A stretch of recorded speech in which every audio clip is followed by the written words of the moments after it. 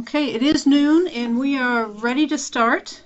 So hello everyone and welcome to the webinar Getting Started with Cottage Food, New Law, New Foods, New Businesses, hosted by University of Illinois Extension and the Illinois Farmers Market Association.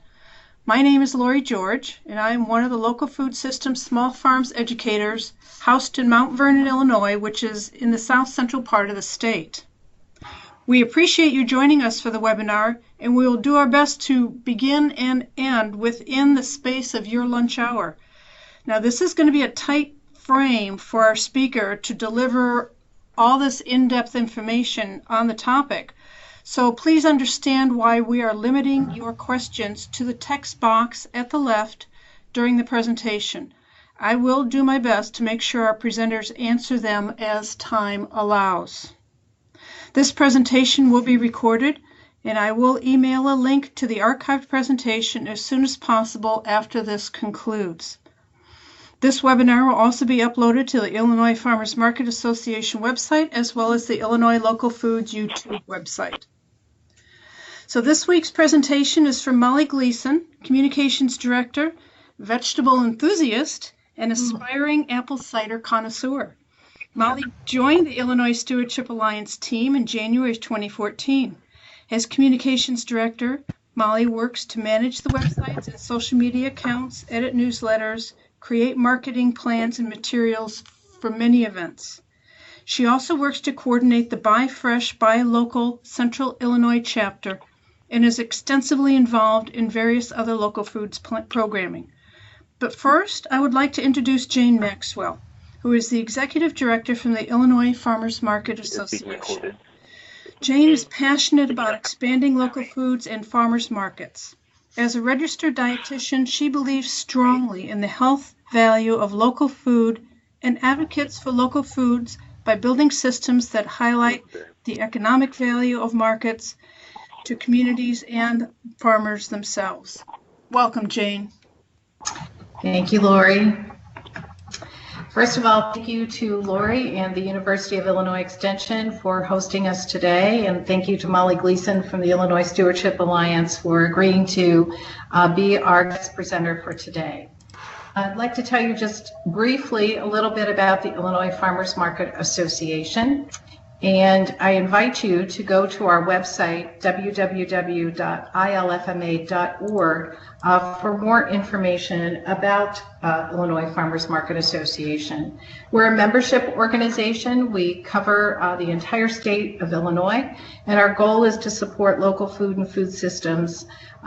We do that primarily through education and training, professional development of farmers markets, webinars like this. We do it through promotion, trying to make sure that the community at large understands the economic, health, and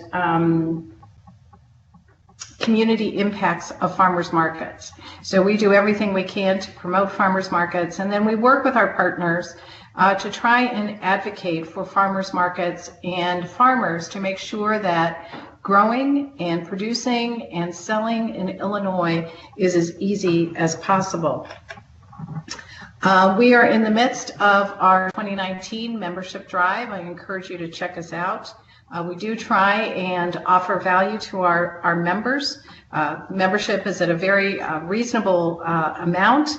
And one of the benefits that you will receive if you're a member of ILFMA is that you become a member of the National Farmers Market Coalition, which we think adds tremendous value and resources to what is available about farmers markets and being a vendor at markets. We are about to host our annual conference. This year it will be at the Allerton in Monticello, Illinois on April 4th.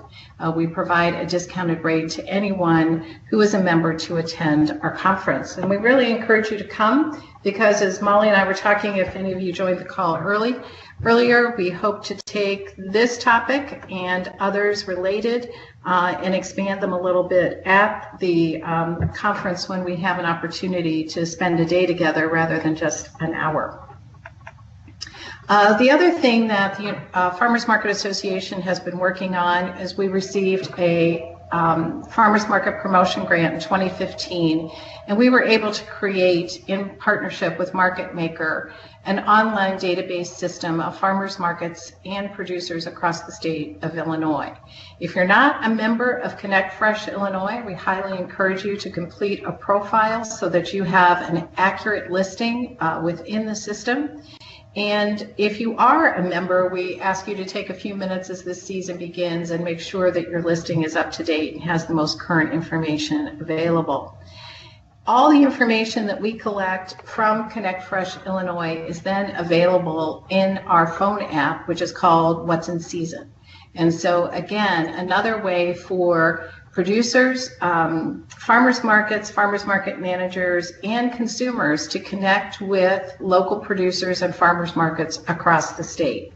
If you need more information, feel free to email me or to check out the information on our website. So I will turn this over to Molly, and we are just very grateful for you taking your time today, and we look forward to what you have to offer. Thank you, Janie, and thank you, Lori. So I'll just also give you am I presenting now? Am I on the right? Can you see it? I feel like I just lost the slide. No, we just lost it. How do I get that back? Let's try this. Hang on one second. Yep. While Lori's trying to figure out how to get that slide back up, I'll just give you a little bit of information about Illinois Stewardship Alliance. Thank you, Lori. There we go. So Illinois Stewardship Alliance is a statewide nonprofit organization, and we support local food and sustainable farming.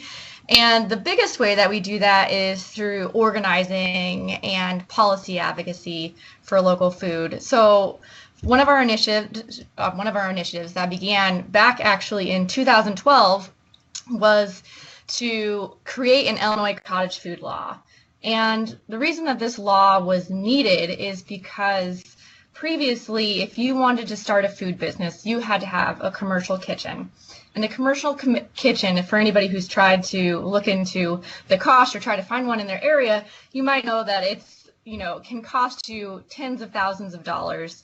And if you, in trying to rent one or find one in your area that's available, it's really challenging. And so the cottage food law was started in 2012 to allow people to make food in their home kitchen as opposed to buying a commercial kitchen, and give them an opportunity to sell that food at the farmers market. So it was really a kind of a ground floor for letting people start a food entrepreneur business, test their ideas out at a small farmers market, and then hopefully grow into a commercial kitchen space.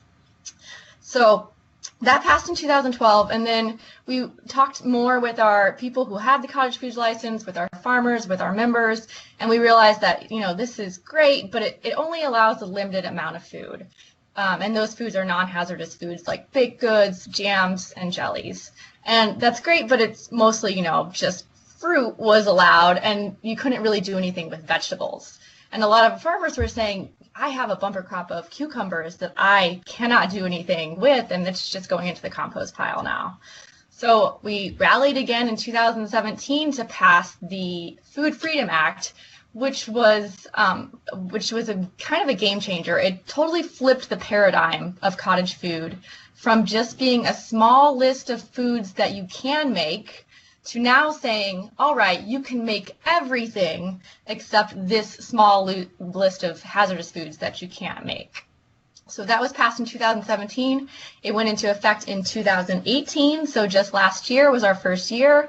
And when it went into effect, we immediately knew that there were just a few things we had to change still. One of the things that kind of got left out of the Food Freedom Act was tomatoes, and there were a lot of people that are saying we want to be able to do something with tomatoes. And so we went back in the legislature last year and passed the Home Canned Tomatoes Act, which also added that to the list of things that you can make in a home kitchen as well.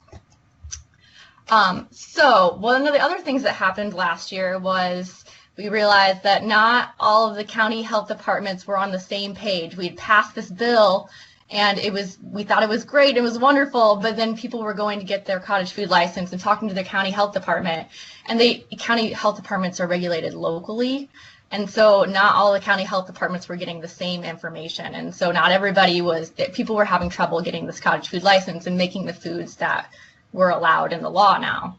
So what we did was we reached out to University of Illinois Extension, and we reached out to Illinois Department of Public Health, and we worked together to create this guide. And hopefully many of you have downloaded the guide, but if not, you can go to www.ilstewards.org. And if you look under policy and cottage food, you'll find this guide there. And it's a guide that has all of the updated laws and information that you need to get started with cottage food. And we're super grateful to University of Illinois Extension and to IDPH for their help in putting together that guide, because that helped get everybody on the same page. And their contact information is listed there on the slide. And I would highly recommend, writing down some of those presenters or downloading the guide. It's all that contact information is in the guide as well, because those are the people that you should go to when you have questions about cottage food. All right, so a lot of these slides are text heavy. I did that because I wanted to make sure you had all the information that you needed, and there's a lot of definitions in here. So I do apologize. It's not as pretty as a normal presentation might be, but a lot of this comes straight from out of that guide that we created. So first off, what is a cottage food operation? That means an operation conducted by a person who produces or packages food or drink in a kitchen located in that person's primary domestic residence or another appropriately designed and equipped residential or commercial kitchen on that property for direct sale by the owner, a family member, or employee, as registered with the health department. So that means it needs to be your home kitchen or a kitchen that's on your property. So if you're a farmer and you have another space outside of your home, where another building, you want to put have your home kitchen in there, that's fine. It doesn't necessarily have to be in your home. It just has to be on your property. And then also, not everybody associated with your cottage food business needs to have the cottage food license. Just you as the owner, and then your employees or family can still sell your product under that license. As I mentioned, as of January 2018, you can make everything except a small list of items, and we're going to go over that list now. Okay, so what foods are not permitted? You cannot do anything with meats, poultry, fish, seafood, or shellfish. Those are very hazardous items and not allowed. Dairy, except as an ingredient in a non-potentially hazardous baked good. So for example, if you made like a cheesy cheddar scone, that's okay. Or candy, so if you're making, you add cream to make caramel, that's okay. But in general, dairy's not allowed. So no ice cream or anything along those lines. Eggs, except as an ingredient in a non-potentially hazardous baked good or dry noodle. So again, you make a cookie, you've got eggs in it, that's fine, but you cannot just make an omelet. Pumpkin pies, sweet potato pies, cheesecakes, custard pies, cream pies, any of those kinds of potentially hazardous dairy type pies are not allowed. You cannot do garlic in oil or oil infused with garlic. For some reason, that is also more hazardous than most things. The only exception there is if you are adding garlic to a salad dressing and that has enough vinegar in it to kind of acidify it. So in that case, you're okay. We'll talk about what the acidification process and what those kind of standards are here in a moment as well. You cannot do canned foods except the following, which may be canned only in Mason-style jars with new lids. So if you are going to can something, it has to be in a Mason-style jar and it has to have a new lid. You can can fruits, jams, jellies, fruits preserves, and fruit butters. You can can syrup, which includes maple syrup. You can whole or cut fruit in syrup. You can acidified fruits and vegetables. And you can condiments, such as prepared mustard, horseradish, ketchup, as long as it doesn't have any of those other previously banned ingredients in it. So basically, you can can a lot of things. It just has to have a high enough pH. It has to be acidified enough to make it safe to be canned. Continuing on, you cannot make sprouts under cottage food. Cut leafy greens are not allowed unless those greens are processed in some way, such as dehydrated, acidified, blanched, or frozen. Cut or pureed fresh tomato or melon, so no fresh salsas and no fresh cut melon. Dehydrated tomato or melon, so same thing, no sun-dried tomatoes. Frozen cut melon, also not allowed. Something about melons is more hazardous than other things. Wild harvested non-cultivated mushrooms are not allowed. I think you can do that, but it's not under cottage food. I think you have to talk to IDOA about getting a license for that. And then alcoholic beverages, of course, are not allowed, and that includes, unfortunately, kombucha. We did try to get kombucha into the law, but it didn't work out. So maybe at a later date down the line, we can go back and work on that. A state certified, how do I move this thing? Sorry, one second. I got just a picture in my way. A state certified local public health department that regulates the service of cottage food can ask you to submit a recipe for anything that has cheese in it. So you're not technically, like, if they ask you for a recipe, you don't have to comply unless it has cheese in it, or if the recipe has canned tomatoes in it. However, if your county health department does ask you to submit a recipe, it's always a good idea to be on the side of your county health department. So I'd recommend complying, but technically under the law, you do not have to submit a recipe unless it has cheese in it, or a canned tomato recipe. Okay, so what does acidified mean? So according to the Illinois Cottage Food, an ingredient is acidified. Its ingredients, if ingredients are added to create a final equilibrium of pH 4.6 or below, or it is fermented to produce a final equilibrium of 4.6 or below.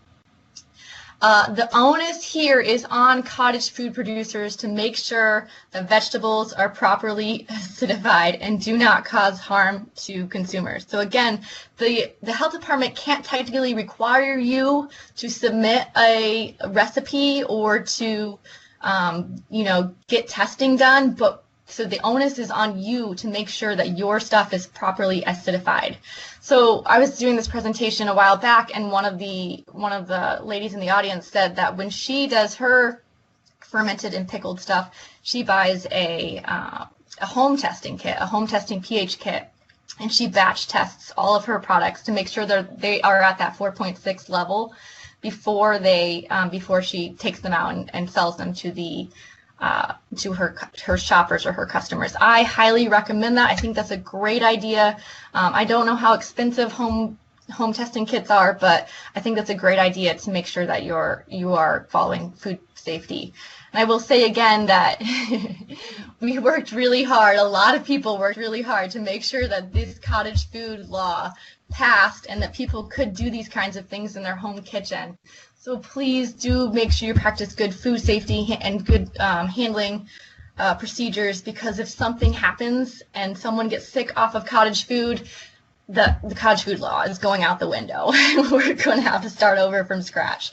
So please, please, please make sure you're using good food safety. You can also send your recipe off to a lab for testing as well. So I think in the guide there are some links to some lab testing. But if not, reach out to University of Illinois Extension folks. They should be able to point you in the direction of some labs where you can get your recipe tested.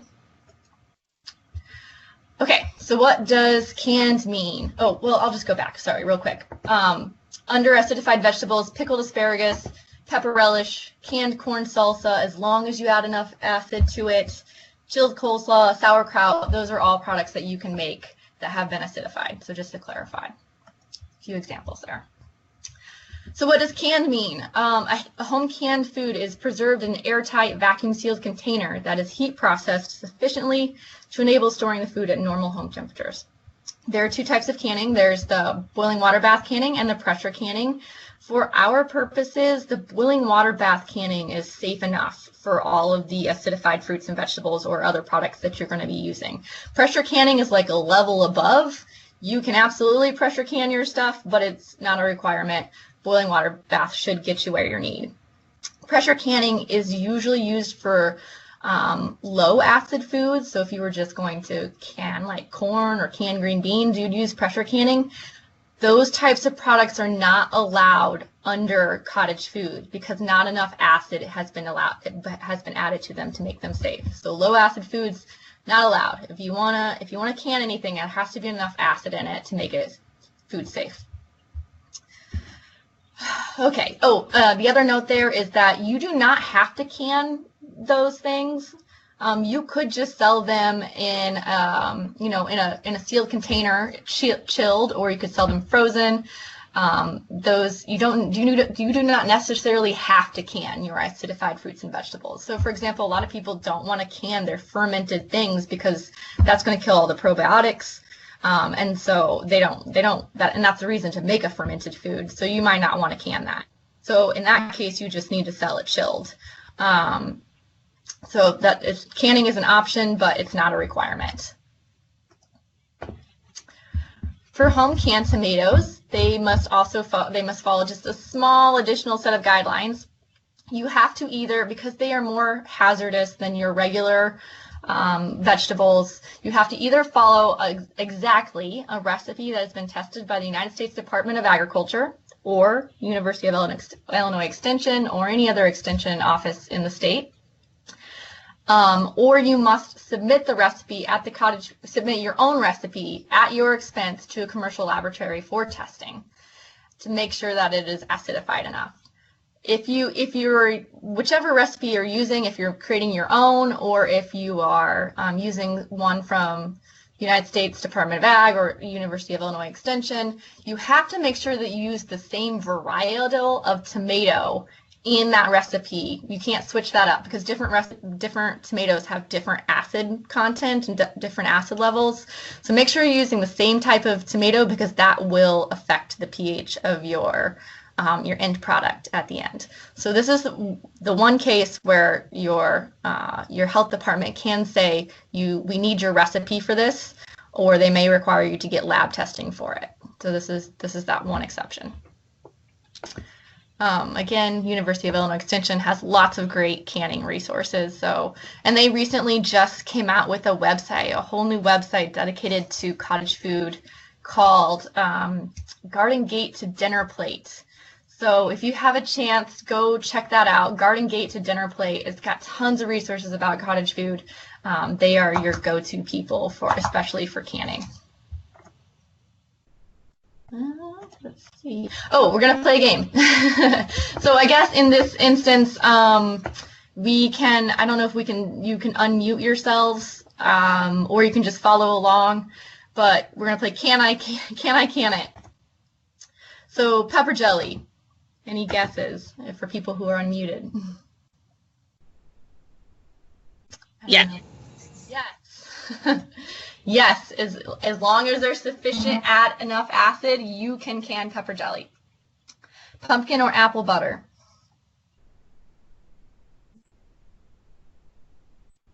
I guess I'll just go along. I'm not sure how the muting works, so we'll just go with this. Yes, you can do pumpkin or apple butter. Blackberry preserves. Absolutely, those have been allowed for a while. Strawberry rhubarb jam. Yes, this was a new thing. Rhubarb didn't used to be allowed, but now it is under the new cottage food guide, so yes, or not new cottage food laws. Pickled asparagus. Yes. Pickled cucumber. Yes. Once again, these things have enough acid in them. If they're pickled, then you can can them. Maple syrup. Yep, you sure can. Peaches in syrup. Yes. Corn.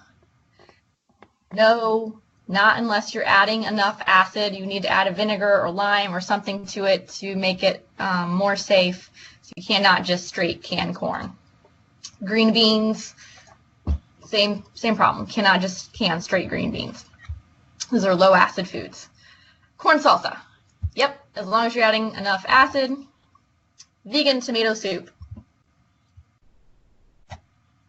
Yes, but you need to use the USDA recipe or a lab-tested recipe. And again, it has to be vegan. You cannot add dairy. You cannot add meat. You cannot add cut leafy greens.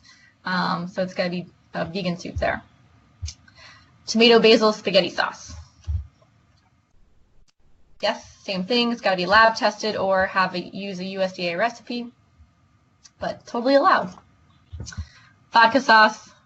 It's a big no because it's got cream and it's got dairy, so 2 no's on that one. And then horseradish. Oh, I gave you the answer already. Yes, it's it's good as long as there are no other, none of the other ingredients that are potentially hazardous in there. Mustard, also a yes. Okay. So those were the things that you can. Now we're going to move on to the cut leafy greens.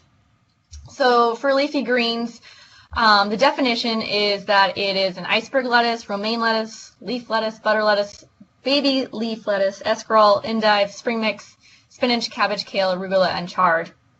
It does not include microgreens or herbs such as cilantro or parsley.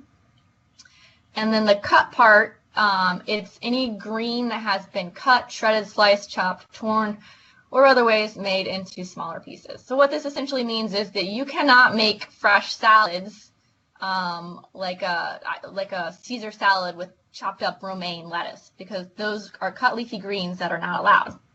However, you could make a fresh salad if you used baby greens that hadn't received the harvest cut. So the harvest cut, an initial cut that you take the greens from the ground, does not count as cut leafy greens. So if you want to make a salad out of baby greens or microgreens, that's fine. But you cannot use chopped up spinach or chopped up lettuce in any way. It has to be like baby spinach. The other thing is cut leafy greens, those fresh ones are not allowed, but if you're going to dehydrate, acidify, blanch, or freeze them, that's fine. So you can do that and add them into soups. You can make dried kale chips. You can make sauteed frozen spinach. Kimchi and sauerkraut are also allowed, so as long as they're frozen or chilled or canned. So those things are allowed. It's just those fresh cut leafy greens that are going to give you problems. So a couple questions here that we get a lot. Are heat-treated vegetables cooked and chilled allowed? Yes, they are. So we've been working, we previously had on a panelist at another Cottage Food who was making tons of vegan meal kits, and so she had like vegan soups and pasta salads with sauteed vegetables and all kinds of things that were made with vegetables that had been cooked, and she was selling those at the farmers market, and I thought that was a fabulous idea, and that's totally legal now, as long as it's vegan and you're still following those, all the guidelines we've talked about before. I have a definition in there for vegetable because we did have some concerns about what a vegetable actually was, but that got clarified in the Home Canned Tomato Act, so we don't really need to go over that at the moment. We'll skip by that. Okay, we have another game coming up. Can I make it? Kimchi. Yes. Canned, chilled, or frozen. Totally recommend pH testing, but that's not a requirement. Sauerkraut. Yes, same thing.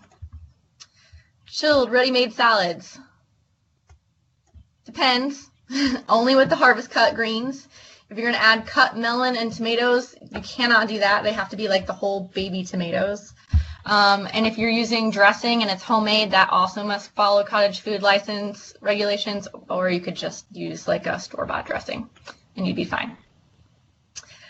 Canned tomato pasta sauce. Yes, that is allowed. Remember, you cannot make it with meat, and you have to you're going to have to submit a recipe, and you'll have to get lab testing done. Fresh tomato salsa? No. Remember, those cut fresh tomatoes are not allowed. They have to be canned. Chilled or frozen vegan soup? Yep, that's allowed. The only kind of stipulation here is you cannot put fresh cut leafy greens in there. So you couldn't if you're making Italian wedding soup. Well, you wouldn't make Italian wedding soup because it's got meat in it. But if you were making a vegan Italian wedding soup, you couldn't put kale in there fresh unless it was the harvest cut kale, or if it was already like a pre-frozen package of kale, that would be fine. But those, you cannot put the cut fresh leafy greens in anything. Let's see. Cheesy bread. Yes, you can do this now under the new cottage food law, but you may be required to submit lab testing. Chilled pasta salad with fresh veggies. Yes, but cut tomatoes, melons, fresh cut leafy greens are not allowed. Homemade tortillas. Yeah, absolutely. Love to see some homemade tortillas at my farmer's market. Grape jelly. It's been allowed for a while. Rhubarb pie. Totally. Chilled salad dressing. Yes. If you're using garlic, make sure that you do some of your pH testing for your salad dressing as well. Maple syrup, yep. Pre-cut bag of sweet potato fries. Absolutely. You can sell them frozen, chilled, or fresh. Zucchini noodles. Yes. Somebody please bring zucchini noodles to my farmer's market.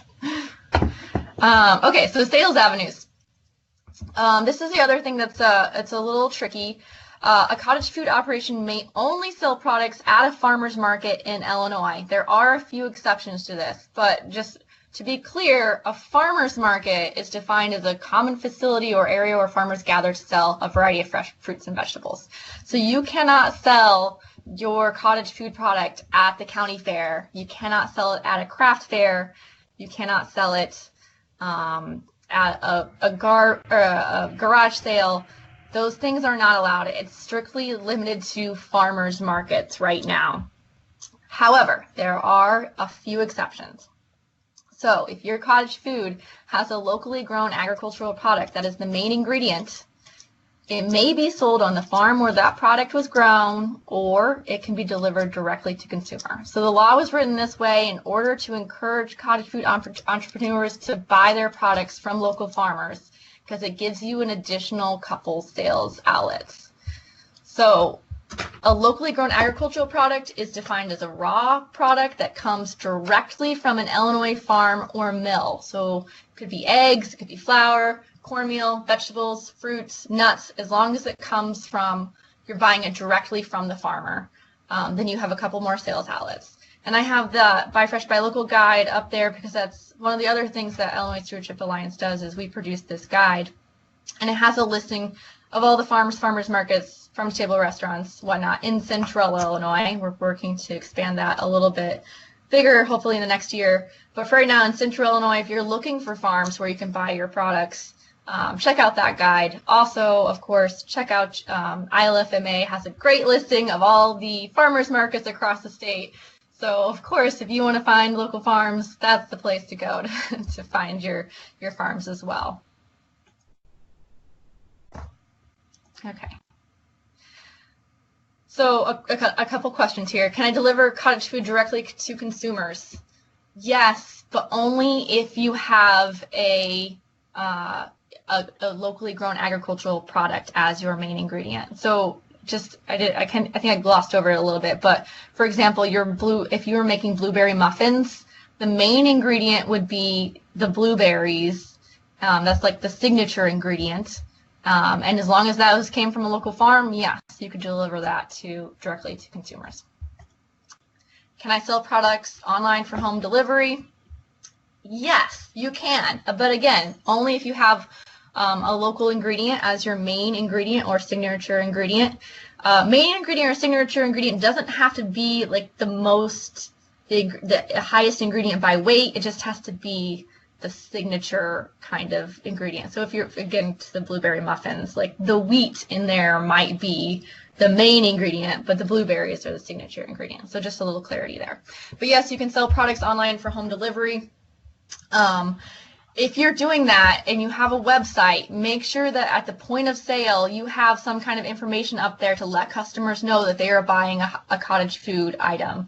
It's really important that people know that it's made in a home kitchen that's not been inspected before they buy it, because this is a direct relationship between you and your customers, and they need to have that information before they make that decision. And you also, of course, need labeling on your products. We'll get to what that looks like as well. Can I sell products from my home?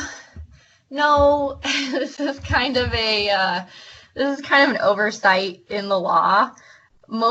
You can, as long as you have a local ingredient, you can do a lot of direct-to-consumer sales, through online or through delivery, but you can't sell it from your home unless your home is your farm. And that's something that I think we may have to go and clarify later through legislation again. But for now, I don't know how strictly your health department will regulate this, but technically, no, you can't sell directly out of your home. You can only sell through farmers markets or through delivery. Can I sell cottage food from other farms in my CSA?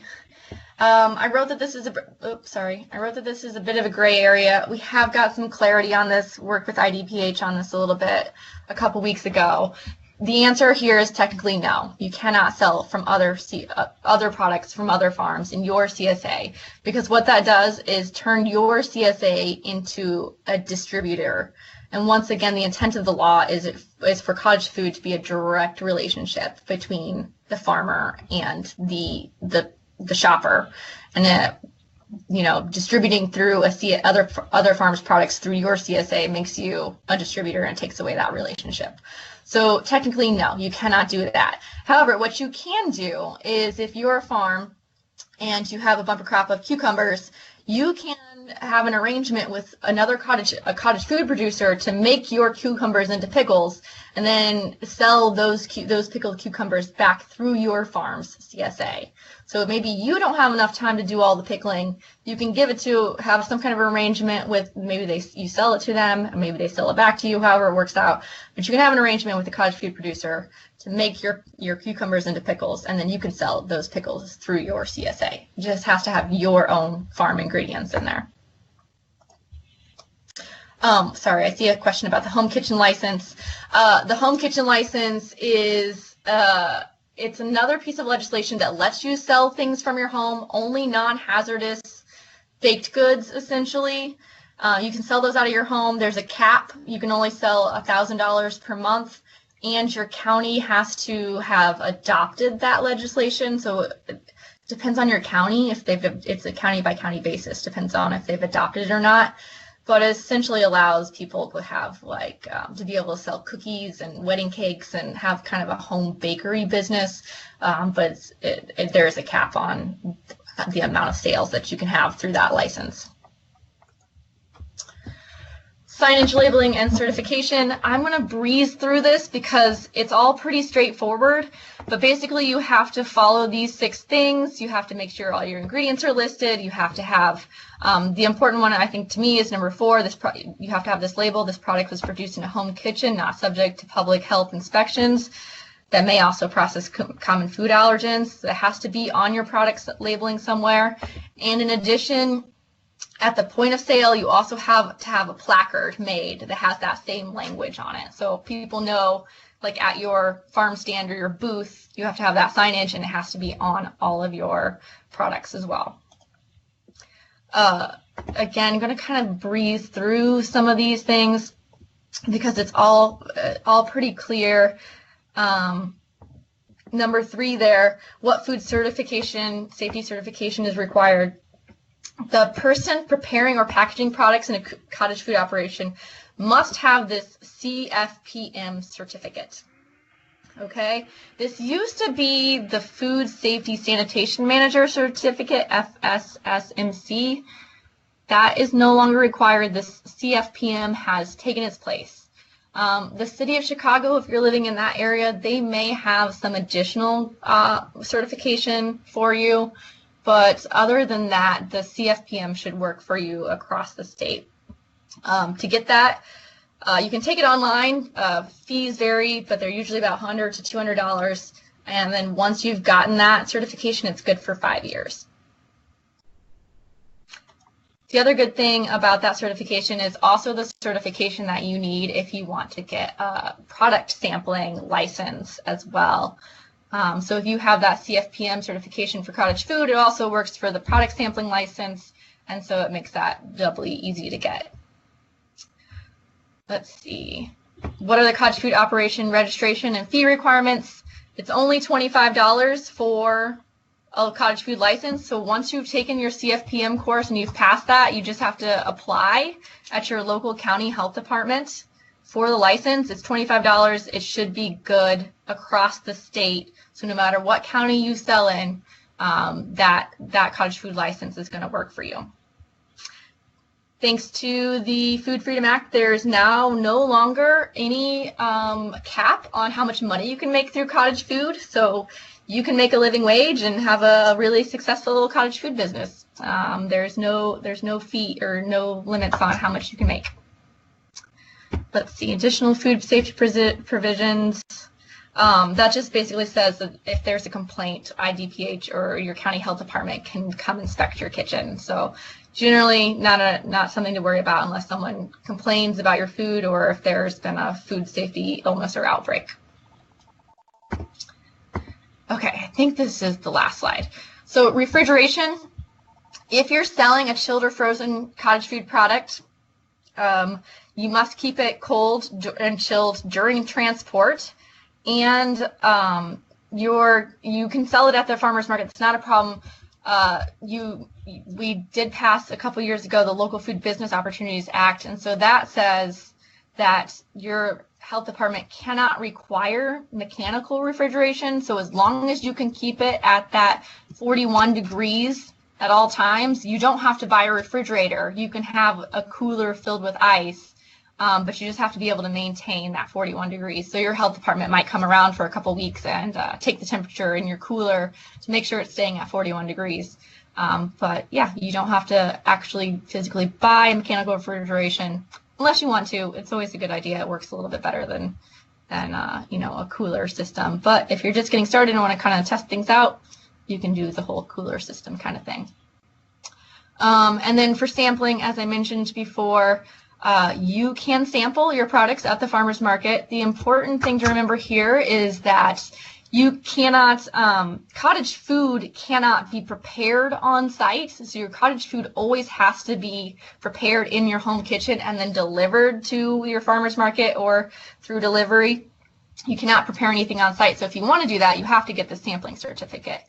The sampling certificate requires that CFPM certification that I mentioned earlier, and then once you have that, you just have to apply to your county health department for the license. I think the license is only $10, so it's very inexpensive, and that also it's good for 3 years and it's good statewide. So I definitely recommend getting a sampling certificate. There's been lots of studies that show that when you sample your product, sales, it definitely increases your sales, I think by like 33% or something pretty high. So yeah, check that out.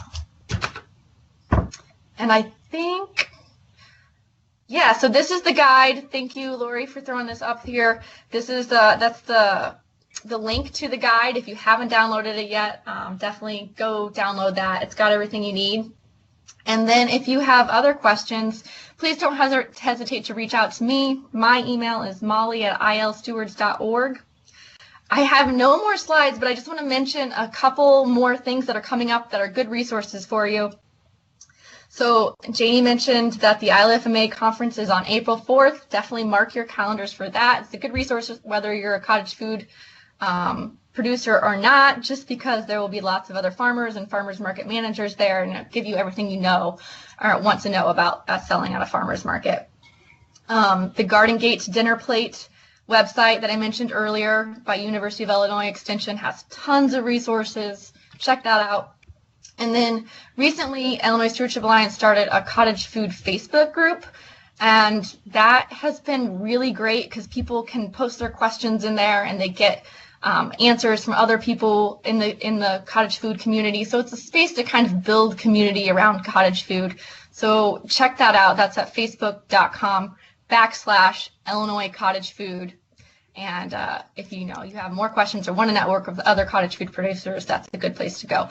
And the last thing is Illinois Stewardship Alliance has 2 annual meetings coming up in Chicago on February 26th and Rockford on February 27th. And if you have more questions about cottage food or want to learn more about Illinois Stewardship Alliance's work, we would love to see you there. And that's all I have. So I am happy to take some questions. Okay, I know that we do have a lot of questions, so I'm going to start from the very top again. I did have a gentleman that wrote in and says that he didn't see anything about freeze-dried foods. What about foods allowed to be canned in mason jars, quote unquote, to be packaged in heat-sealed packages with oxygen absorbers if they are freeze-dried? Right now, the only way that canned food can be sold is through a mason jar. It's very specifically laid out in the regulations. So I see what you're saying about the freeze-dried kind of thing, and that is really cool and a great idea, but not allowed under cottage food right now. It has to be, if you're canning anything, it has to be in a sealed mason jar. So freeze drying does not qualify as heat treated or dehydrated, correct? I think freeze drying is okay. It just has to be in a mason jar. Okay.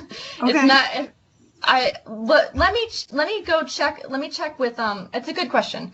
Let me check. Nobody's asked that one before. Let me check with IDPH and see what they say about it. And is there a link or email I can follow up with folks about that question? John, if you would email either myself or Molly, and we can get back to you on that question then. All right, so we will follow up with him on that. I have another question. It says, are we allowed to make and sell cupcakes with buttercream frosting? She says, I understand cupcakes are okay, but not sure about having buttercream frosting on the top. My understanding is that buttercream is fine. If you are concerned about it, I would just double check with the pH testing and double check with your health department. Your health department will, yeah, that's a good question. Your health department would be able to answer that better. I think it's okay. I think it's okay. My gut says it's okay, but definitely ask your health department. Okay. I'm going to write that down also as a question to make sure we add to the guide. Good. Excellent. Another one. Dehydrated tomatoes are specifically prohibited, but would a commercially produced store-bought dried tomato be acceptable as an ingredient in a baked good? Yes. This is a great question. If you're buying something from the store that's already been through all the food safety, stuff, then yes, that's fine. You just cannot home dry your own tomatoes. Okay. Does keeping greens chilled in a salad until it's up for purchase make a difference? Yes, it must be chilled all the way up to the point of purchase. For food safety reasons. So do please make sure you keep them at that 41 degrees temperature. And I'm sure your health departments will be sticklers about that, especially for these first couple of years while we're all kind of feeling out the rules. The safer you can be, the better.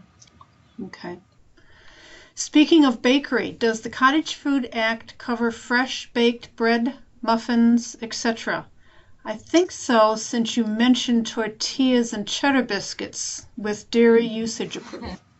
Yes, absolutely. So those kinds of products are basically all baked goods are considered non-hazardous.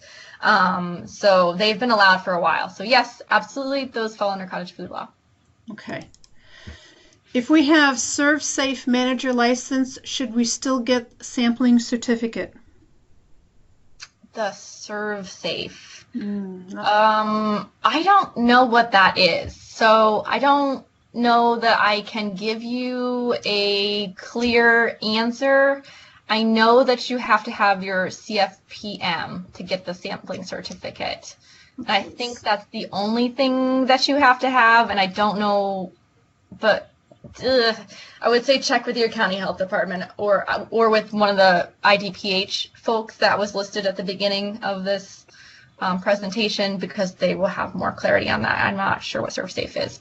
Okay. Does the sampling certificate go to the business entity or the individual serving? Okay, also great question. Sampling certificate only goes to the individual serving. So it's not like Cottage Food, which goes to the business entity. Everyone who is sampling a product in your business must have that sampling certificate. So it's a good idea for everybody. If you're planning on doing a lot of sampling, it's a good idea for everybody to go ahead and get that CFPM certificate and get their sampling license. Okay. Rosario, I'm not sure what question or what you would like on the Facebook group, but she said, could we share the answer on the Facebook group mentioned, please? I'm not sure if it goes back to the ServSafe manager license. Okay, well, that's great. ServSafe, okay. Things for the Facebook group. ServSafe, freeze drying, and buttercream. Oh, she was asking about the freeze-dried question as well, so you may want to put that on the Facebook as well.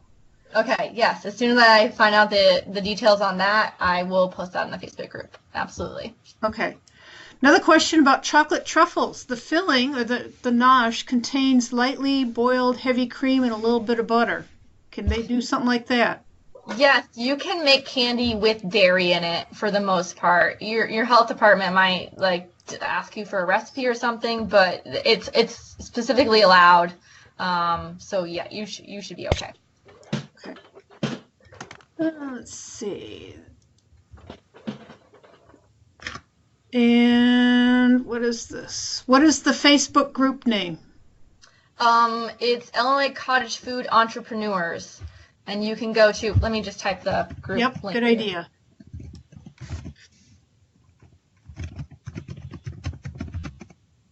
That should get you there.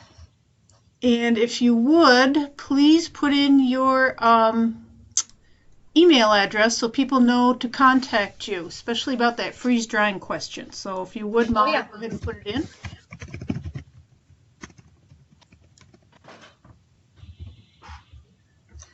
Here we go.